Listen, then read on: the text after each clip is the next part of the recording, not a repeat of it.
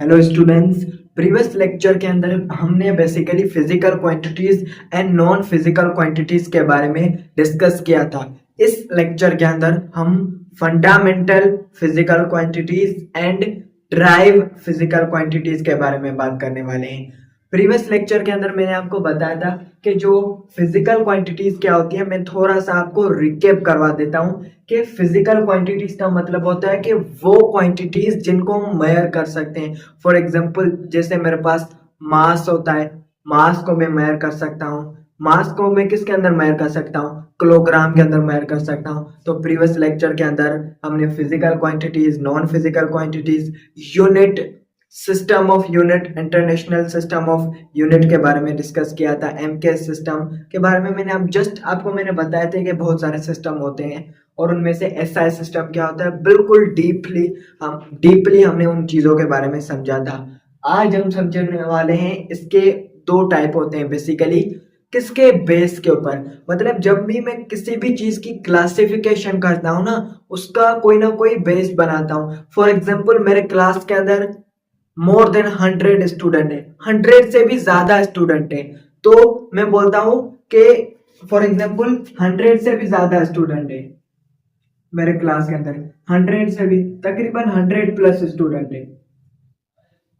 100 plus mean 100 से ज्यादा student है। मैं बोलता हूँ कि जिन्होंने 50% से ज्यादा मार्क्स उठाई है, मतलब 50% से ज्यादा मार्क्स हैं उनकी, या उनका परसेंटेज है, तो वो क्या हो जाए, इस साइड हो जाए, एक साइड हो जाए, राइट साइड हो जाए, राइट साइड।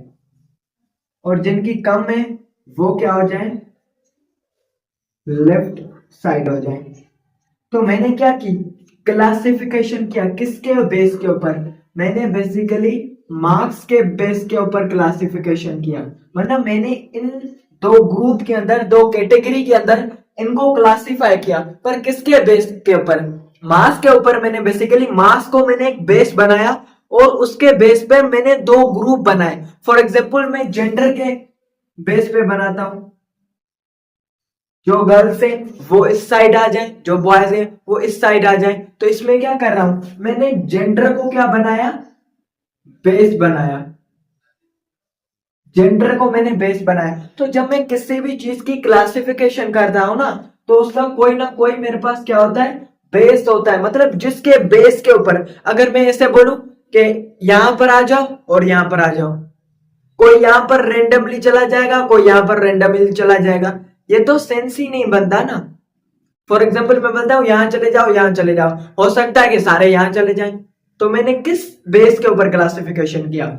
मैं उनको एक बेस दे रहा हूं, उसके हिसाब से मैं उन सबको क्लासिफाई कर रहा हूं कि मैं उनको इजिली समझ पाऊं कि हाँ, इन ये वो स्टूडेंट्स है जिनकी मार्क्स 50 से नीचे है, मतलब इनके ऊपर मुझे ज्यादा गौर करना चाहिए। इसका मतलब है सारे स्टूडेंट के ऊपर गौर करना चाहिए, पर इन पर बेसिकली मुझे सख्ती, ज्यादा स्ट्रिक्टिलिटी, मुझे स्ट्रिक्टली इनके साथ बिहेव करना चाहिए कि मैं इनकी मार्क्स को इंक्रीज कर सकूं। तो मैंने बेस बनाया। तो ये पॉइंट आपको समझ में आया? सही है, ये पॉइंट आपको समझ में आया। अब हम क्या करते हैं, फिजिकल क्वांटिटीज के बेस के ऊपर, बेसिकली फिजिकल क्वांटिटीज के बेस के ऊपर हम कैटेगराइज करते हैं। सही है, मैंने इस चीज को रिमूव कर दिया है। अब मैं यहां पर fundamental physical quantities and dry physical quantities किसके बेस के ऊपर बना रहा हूं? Basically based on dependency.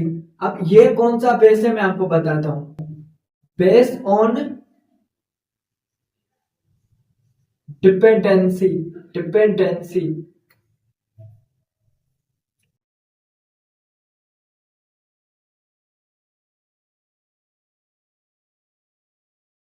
Dependency. सही है, based on dependency.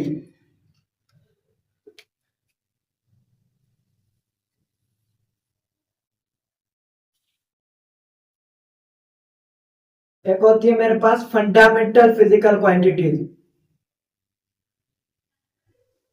Fundamental physical quantities. दूसरी होती है मेरे पास ड्राइव फिजिकल क्वांटिटीज।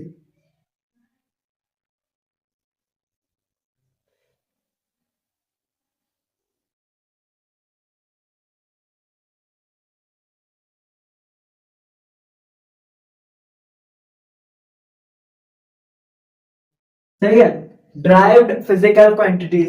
अगर मैं फंडामेंटल फिजिकल क्वांटिटीज की बात करूं तो बेसिकली मैंने ये बेस बनाया कि कौन सी क्वांटिटी किसके ऊपर डिपेंड करती है। बेसिकली कौन सी क्वांटिटी किसके ऊपर डिपेंड करती है, मतलब जब मेरे पास जो क्वांटिटीज थी ना, कुछ ऐसी क्वांटिटीज थी जो कि उनके टूटने से बन रही थी। मैं आपको बताता हूं। For example fundamental physical quantities क्या होती हैं?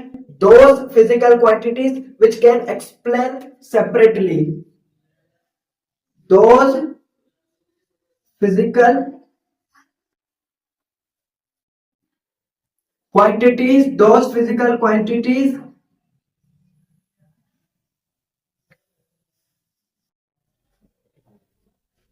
which can explained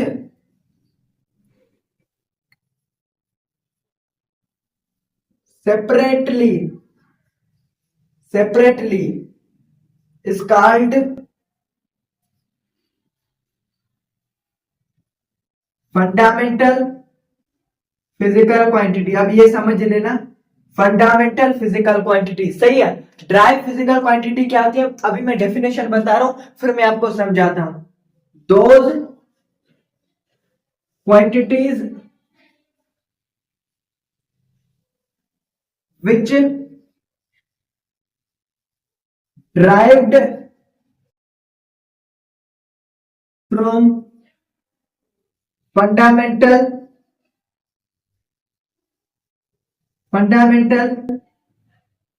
quantities, those quantities which derive from fundamental quantities is called derived physical quantities। सही है। बेसिकली जब साइंटिस्ट ने देखा ना, कुछ क्वांटिटी ऐसी होती हैं जिनको जिनको बेसिकली हम सेपरेटली डिफाइन कर सकते हैं। मतलब जब साइंटिस्ट ने देखा और कुछ क्वांटिटीज ऐसी हैं जिनको ये जो फंडामेंटल क्वांटिटी के मिलने के साथ क्वांटिटी बन रही है। फॉर एग्जांपल अगर मैं बात कर रहा हूं, मेरे पास लेंथ है, सही है, लेंथ है, तो इसका यूनिट होता है मीटर। इसका यूनिट क्या है? मीटर होता है। इसकी सैंपल होती है एम। अब ये क्या होती है? ये मेरे पास बेसिकली इसका यूनिट होता है मीटर। ये मेरे पास एक फंडामेंटल फिजिकल क्वांटिटी होती है। अगर मैं ड्राइव फिजिकल क्वांटिटी की बात करूं तो मेरे पास एक ड्राइव फिजिकल क्वांटिटी होती है स्पीड। अब स्पीड देखो, यहां पर ये टोटल 7 होती है। मतलब ये जो फंडामेंटल फिजिकल क्वांटिटी होती है टोटल 7 होती है। अभी मैं समझाता हूं। टोटल 7 होती है। 2 होती है टाइम, जिसका यूनिट होता है सेकंड। ऐसा यूनिट सेकंड होता है। एस के या फिर मैं एस से इसको डिनोट करता हूं। अब जो मेरे पास स्पीड होती है ना, स्पीड होती है डिस्टेंस अपॉन टाइम। डिस्टेंस का मतलब क्या होता है? डिस्टेंस का मतलब होता है, फॉर एग्जांपल मैं यहां पर खड़ा हूं तो मैंने यहां से मूव किया, मतलब जो भी मैंने लेंथ मेजर की ना, जो मैंने लेंथ मूव की उसको मैं कहता हूं डिस्टेंस कहता हूं। क्या कहता हूं? डिस्टेंस कहता हूं। तो ये एक किस्म की लेंथ ही है, मतलब जो मैंने कवर किया।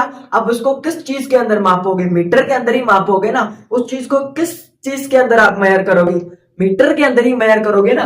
तो यहां पर मैं लिखूंगा डिस्टेंस अपॉन टाइम। तो ये ड्राइव फिजिकल क्वांटिटी कैसे है? क्योंकि डिस्टेंस अपॉन टाइम, इन दोनों से में ये स्पीड बन रही है। मतलब लेंथ एंड टाइम देखो सेपरेटली डिफाइंड हो रही है, सेपरेटली डिफाइंड हो रही है। पर स्पीड क्या है? मेरे पास फिजिकल क्वांटिटी है। क्यों? क्योंकि मैंने जब बेसिकली डिस्टेंस को डिवाइड किया टाइम के साथ, मतलब एक लेंथ को टाइम के साथ डिवाइड किया तो मेरे पास स्पीड आया। तो बेसिकली जब मैंने देखा कि ये डिस्टेंस क्या है? फंडामेंटल क्वांटिटी है। टाइम क्या है? फंडामेंटल फिजिकल क्वांटिटी है। मतलब इन दोनों की कॉम्बिनेशन से क्या बन रही है? फंडामेंटल ड्राइव क्वांटिटी बन रही है। Those quantities which drive from fundamental quantities, मतलब ऐसी क्वांटिटीज जिनको हम फंडामेंटल क्वांटिटीज से क्या करते हैं, ड्राइव करते हैं। ये पॉइंट आपको समझ में आया? मतलब हम इन क्वांटिटीज की, ये टोटल क्वांटिटीज कितनी होती है, 7 होती है, टोटल 7 क्वांटिटीज होती है, मतलब साइंटिस्ट ने यूज किया है टोटल 7 क्या होती है, ये क्वांटिटीज होती हैं। अब मैं इसको यहां पर लिखता हूं, इस चीज को मिटा के, सही है। ड्राई फिजिकल क्वांटिटीज आप लिख लें, उसके बाद पहले हम fundamental physical quantities, 7 fundamental physical quantities होती है, उनके बारे में डिस्कस करें, उसके बाद हम ड्राई फिजिकल क्वांटिटीज के ऊपर वापस से आते हैं।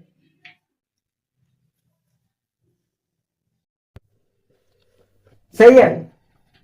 तीसरी क्या होती है मेरे पास, मास, इसका यूनिट क्या होता है, किलोग्राम, सिंबल क्या होती है, केजी होती है। सही है।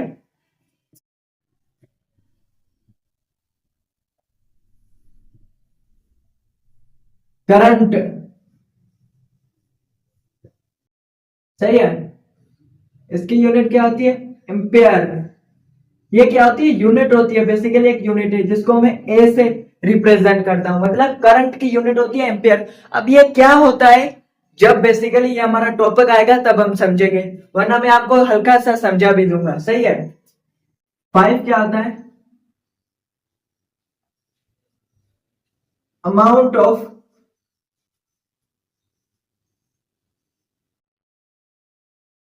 सब्सटेंस। ये बेसिकली आप केमिस्ट्री के अंदर पढ़ते हो, जिसे हम मोल्स कहते हैं, इसको मैं डिनोट करता हूं एमोल से। उसके बाद नंबर 6 आता है टेम्परेचर।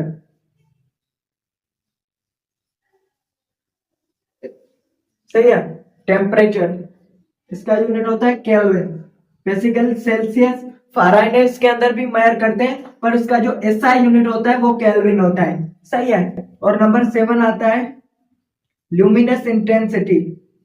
लुमिनस इंटेंसिटी, ये बेसिकली जो लाइट होती है उसकी कितनी इंटेंसिटी होती है उसको मेजर करती है, इसका यूनिट होता है कैंडेला, और इसको सीटी से रिप्रेजेंट करते हैं। तो टोटल क्या होती है, टोटल 7 फंडामेंटल क्वांटिटीज एग्जिस्ट, मतलब टोटल 7 फंडामेंटल क्वांटिटीज एग्जिस्ट करती हैं। मतलब जब साइंटिस्ट ने ये देखा कि जो दूसरी क्वांटिटी होती है वो सारी इन 7 क्वांटिटीज से ही बनी होती है, मतलब इनके अलग अलग कॉम्बिनेशन से बनी होती है सारी क्वांटिटीज। मतलब मेन ये जो 7 फंडामेंटल क्वांटिटीज होती हैं इनको बेस क्वांटिटीज भी बोला जाता है। ये फंडामेंटल क्वांटिटीज होती हैं और इनको बेस फिजिकल क्वांटिटीज भी बोला जाता है, बेस फिजिकल क्वांटिटीज भी बोला जाता है। सही है, बेस फिजिकल क्वांटिटीज भी इनको कहते हैं, क्योंकि दुनिया की सारी, मतलब वर्ल्ड के अंदर हजारों करोड़ों, बेसिकली हजारों करोड़ों तो नहीं पर हजारों अदर फिजिकल क्वांटिटीज होती हैं जो इनसे बनी होती है। मतलब फंडामेंटल फिजिकल क्वांटिटी टोटल 7 ही होती है, बाकी ड्राई फिजिकल क्वांटिटीज हजारों होती हैं, इनके अलग अलग कॉम्बिनेशन से बनी हुई होती है। जैसे मैंने आपको स्पीड बताया, एक और क्वांटिटी होती है एक्सेलरेशन। अब ये पॉइंट आपको समझ में आया कि those physical quantities which can be explained separately, मतलब जिसको हम अलग एक्सप्लेन करते हैं, जो किसी और के ऊपर डिपेंड नहीं करती है, किसी और के बेसिस पे हम डिपेंड नहीं करते। आपकी बुक के अंदर डेफिनेशन बताऊं तो those physical quantity which cannot be explained on the base of other physical quantities, मतलब इनको हम किसी और अदर फिजिकल क्वांटिटी के बेस के ऊपर हम एक्सप्लेन नहीं करते, इनको हम सेपरेटली करते हैं, इंडिविजुअली करते हैं, अलग तरीके से हम इनको एक्सप्लेन करते हैं। उन्हें हम क्या कहते हैं, फंडामेंटल फिजिकल क्वांटिटी कहते हैं। अब ये फंडामेंटल क्यों होती है, क्योंकि ये फंडामेंटल है, हम इसको किसी और फिजिकल क्वांटिटी ड्राइव थोड़ी कर रहे हैं। फॉर एग्जांपल मेरे पास लेंथ है तो लेंथ का यूनिट होता है मीटर, बस एक फंडामेंटल है। पर अगर मैं आपको स्पीड बताऊं तो वो लेंथ और टाइम के कॉम्बिनेशन से, मतलब लेंथ को आप टाइम के साथ डिवाइड कर दो तो मेरे पास स्पीड आ जाती है। तो मतलब वो इनके कॉम्बिनेशन से ही बन रही है, मतलब इनको अलग अलग तरीके से मैं कंबाइन कर दूं तो मेरे पास क्या बनती है, वो बनती है। अब मैं ड्राई फिजिकल क्वांटिटीज को डिस्कस करने जा रहा हूं, आप इसको लिख लें। फंडामेंटल फिजिकल क्वांटिटी को एक और बार मैं एक्सप्लेन कर देता हूं कि वो क्वांटिटीज जिसको मैं किसी भी अदर फिजिकल क्वांटिटी के ऊपर बेस नहीं कर सकता, मैं उनको सेपरेटली बेसिकली एक्सप्लेन करता हूं, सही है, क्योंकि ये किसी और फिजिकल क्वांटिटीज के ऊपर डिपेंड नहीं करती।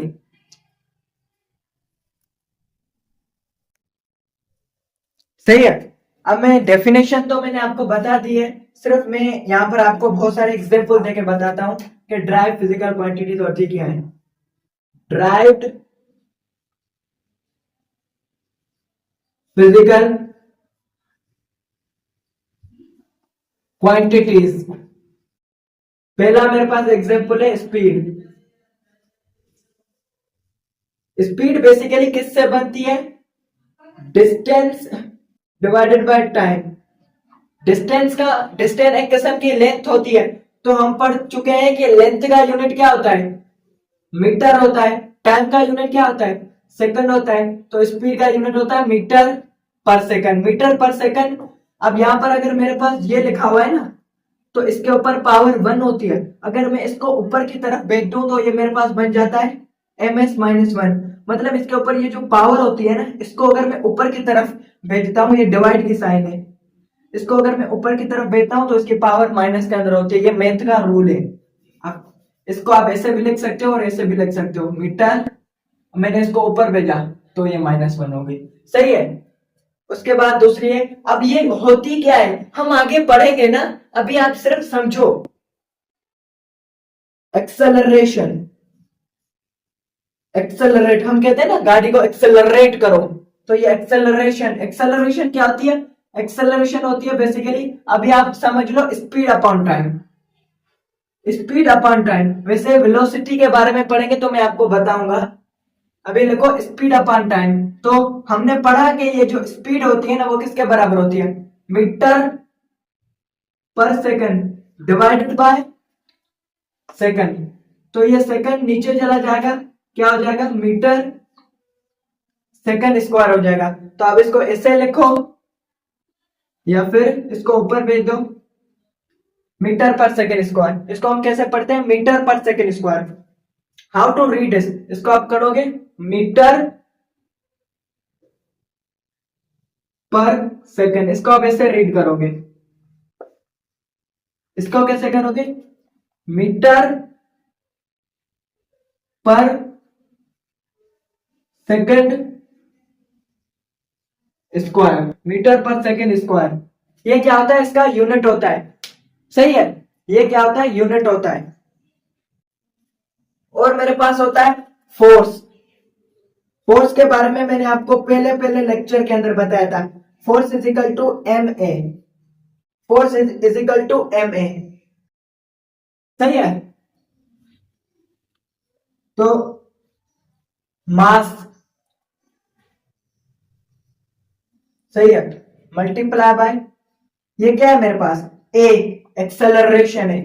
इसको बेसिकली मैं ए से रिप्रेजेंट करता हूं, ए से रिप्रेजेंट करता हूं, डी से मैं रिप्रेजेंट करता हूं, सही है। ये इनकी रिप्रेजेंटेशन है, मतलब इनको मैं जाहिर किस चीज से करता हूं। फॉर एग्जाम्पल मैं अपने आप को किससे जाहिर करता हूं? मैं अपने नाम से जाहिर करता हूं। तो हम ये बेसिकली सिंबल होती है ना, इनको मैं रिप्रेजेंट करता हूं। बजाय इस पूरे नाम के लिखने की हम एक छोटी सी निशानी देते हैं, ये ए, सही है। तो मुझे पता है ए किसके बराबर होता है? ए बराबर होता है speed upon time. Speed upon time इसके बराबर होता है ना, इसके बराबर होता है। तो मास का यूनिट क्या होता है? बेसिकली मास का यूनिट क्या होता है? किलोग्राम होता है। हम पढ़ चुके हैं ना, मैंने फंडामेंटल क्वांटिटीज के अंदर आपको बताया है, किलोग्राम होता है। और एसटी या फिर आप इसको ए ही मान लो, एक्सेलरेशन। तो एक्सेलरेशन का क्या होता है? ये यूनिट होता है। तो ये क्या होता है? किलोग्राम मीटर पर सेकेंड स्क्वायर। बेसिकली ये बराबर होता है न्यूटन के। अब न्यूटन क्या था? एक साइंटिस्ट था जिसने हमें फोर्स के बारे में बताया था। इसकी वजह से हम कहते हैं कि 1 न्यूटन बराबर होता है 1 किलोग्राम मीटर पर सेकंड स्क्वायर, इसके बराबर होता है। ये तो आपको पता होगा ना कि, सही है। उसके बाद होता है वर्क।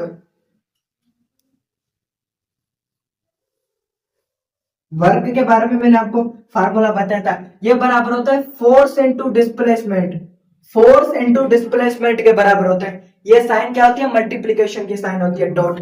फोर्स का यूनिट क्या होता है, हम यहां पर पढ़ चुके हैं, किलोग्राम मीटर पर सेकंड स्क्वायर। किलोग्राम मीटर पर सेकंड स्क्वायर, ये फोर्स का क्या होता है, यूनिट होता है। कैसे आपको पता चला, हमने इससे ड्राइव किया है ना, सही है, किलोग्राम। और यहाँ पर क्या है, डिस्प्लेसमेंट या डिस्टेंस मान लो, सही है, ये क्या है, डिस्टेंस है बेसिकली। एक होती है स्पीड, दूसरी होती है वेलोसिटी। एक होता है डिस्टेंस, एक होता है डिस्प्लेसमेंट। ये सेम ही होते हैं, बस इनमें एक चीज का फर्क होता है जिसे हम डायरेक्शन कहते हैं, वेक्टर एंड स्केलर। आगे हमारा चैप्टर आएगा, उसके अंदर हम डीपली इन चीजों को समझेंगे, सही है। अभी आप इसको बेसिकली डिस्टेंस या डिस्प्लेसमेंट कोई भी मान लो, कोई मसला नहीं, क्योंकि अभी आप इनके बारे में थोड़ी पढ़ रहे हो, अभी आप पता लग रहे हो कि ये फिजिकल क्वांटिटीज है, सॉरी ड्राइव फिजिकल क्वांटिटीज है, सही है। तो किलोग्राम मीटर पर सेकंड स्क्वायर, यहां पर डिस्टेंस है तो इनको, इस डिस्टेंस का यूनिट क्या होता है, मीटर होता है ना, तो एक और मीटर आ जाएगा। ये पॉइंट आपको समझ में आया। अब ये यहाँ पर सेकंड के ऊपर है, मीटर के ऊपर नहीं है, सही है। तो ये मेरे पास क्या बन जाएगा, किलोग्राम का किलोग्राम में रखूंगा। तो अगर मीटर के ऊपर पावर एक और मीटर के ऊपर पावर एक, इसको अगर मैं दोनों को मल्टीप्लाई कर दूंगा तो मीटर स्क्वायर और एस स्क्वायर, और ये बराबर होता है जूल के। क्यों, क्योंकि अब ये जो साइंटिस्ट थे ना, जूल, न्यूटन, इन्होंने इनके बारे में बताया था। अब इनको क्रेडिट देने के लिए इनके बराबर होता है, तो मतलब 1 जूल बराबर होता है किलोग्राम मीटर स्क्वायर। ये पॉइंट याद रखना हमेशा, सही है। आगे आप बहुत सारे ऐसी चीजें पढ़ोगे, सही है। वॉल्यूम,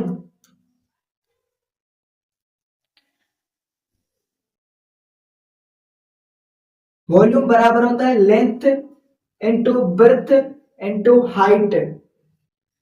लेंथ, ब्रेड्थ, हाइट, ये एक किस्म की, फॉर एग्जांपल मेरे पास एक,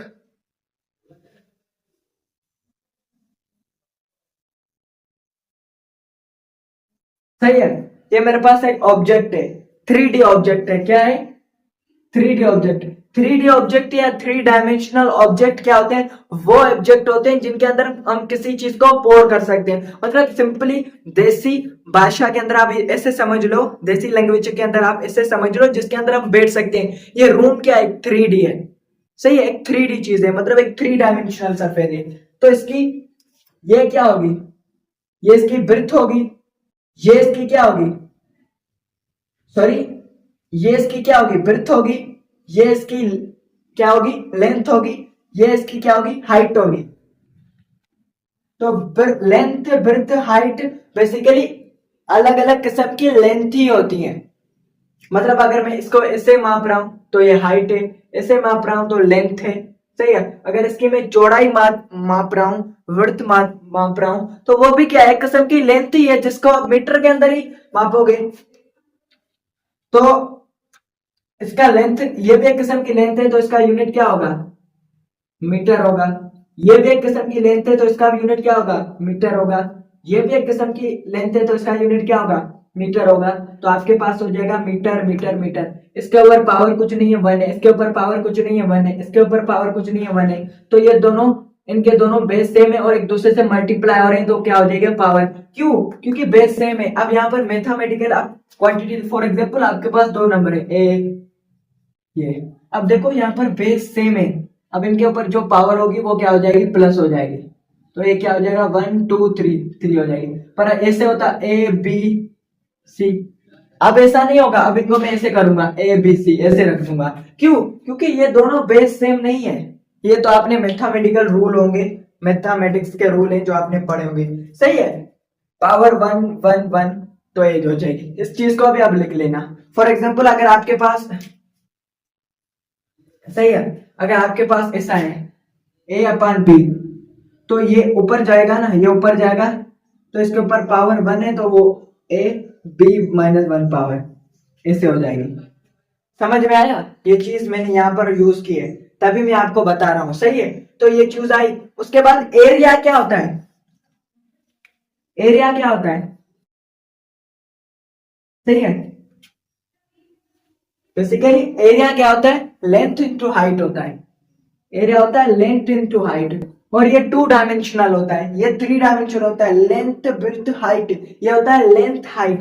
तो ये दोनों भी क्या होते हैं? एक किस्म की लेंथ होती है। तो लेंथ मल्टीप्लाई बाय लेंथ क्या हो जाएगा? मीटर स्क्वायर हो जाएगा। तो ये क्या हो जाएगा आपके पास? एरिया आ जाएगा। ये पार्ट आपको समझ में आया कि ये कैसे होए, मतलब सारी चीजें मैंने आपको हर चीज एक्सप्लेन की है।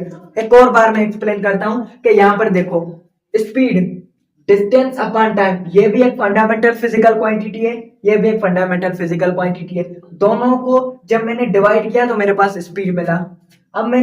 अब यहाँ पर एक्सेलरेशन देखो, एक्सेलरेशन होती है स्पीड डिवाइडेड बाय टाइम। तो अगर मैं इस स्पीड को तोड़ूंगा तो स्पीड भी किसके बनी होती है? स्पीड बनी होती है डिस्टेंस एंड डिस्प्लेसमेंट की और टाइम की। तो मतलब एक क्वांटिटी दूसरी क्वांटिटी तीसरी क्वांटिटी, मतलब ये तीनों फंडामेंटल क्वांटिटी मिलकर एक्सेलरेशन बना रही है। अब फोर्स बराबर होता है एम ए। एम क्या होता है? मास। मेरे पास फंडामेंटल क्वांटिटी होती है, पर एक्सेलरेशन मेरे पास फंडामेंटल नहीं होती। पर अगर एक्सेलरेशन को मैं तोड़ता हूं तो वो मेरे पास स्पीड अपॉन टाइम आता है। अब स्पीड को अगर मैं तोड़ता हूं तो वो डिस्टेंस अपॉन टाइम होता है। मतलब जैसे जैसे आप इनको तोड़ते जाओगे तो ये क्या हो जाएगी? इनकी जो लास्ट वाली क्वांटिटीज आएंगी वो फंडामेंटली होंगी, मतलब ये फंडामेंटल क्वांटिटी से ही ड्राइव होंगी। ये पॉइंट आपको समझ में आया? For example volume, length, breadth, height. Height, breadth, length एक किस्म की लेंथ ही होती है, तीनों एक किस्म की लेंथ ही होती है। तो इसका यूनिट मीटर, इसका यूनिट मीटर, इसका यूनिट मीटर। तो इसका यूनिट मीटर, मीटर, मीटर। अगर मीटर दोनों का बेस सेम है, इसका बेस सेम है, बेस बेस, ये भी एम है, ये भी एम है, ये भी एम है। इसके ऊपर पावर 1 है, कुछ नहीं है मतलब पावर 1 है। इसके भी ऊपर कुछ नहीं है, पावर 1 है। इसके ऊपर भी कुछ नहीं है, पावर 1 है। तो M1 M1 क्या हो जाएंगे? आपस में प्लस हो जाएंगे, तो हमारे पास क्या हो जाएगा? मीटर स्क्वायर हो जाएगा। अगर इसको आप लिखना चाहें तो ऐसे लिख सकते हो। फॉर एग्जाम्पल मैंने देखा, मतलब 1, तो 1 + 1 + 1, सही है। तो ये मेरे पास आ गया मीटर क्यूब। तो यहाँ पर एरिया को यहाँ पर लिख लो, सही है। लेंथ इंटू हाइट, तो इसके ऊपर पावर 1, इसके ऊपर पावर 1, दोनों प्लस हो गई। मेरे पास क्या हो गया? M square. जब दोनों बेस सेम थे, मतलब ये भी एम था, ये भी एम था, अगर ये एम होता और ये कुछ और होता तो यहाँ पर स्क्वायर नहीं होता। फॉर एग्जाम्पल ऐसे है ना, ये देखो किलोग्राम और मीटर। अब ये दोनों आपस में मिल गए, तो ये दोनों आपस में मिल तो ही गए क्योंकि ये बेस अलग है, ये बेस अलग है। तो ये पॉइंट आपको समझ में आया कि ड्राइव फिजिकल क्वांटिटीज को हम फंडामेंटल फिजिकल क्वांटिटी से बेसिकली ड्राइव करते हैं।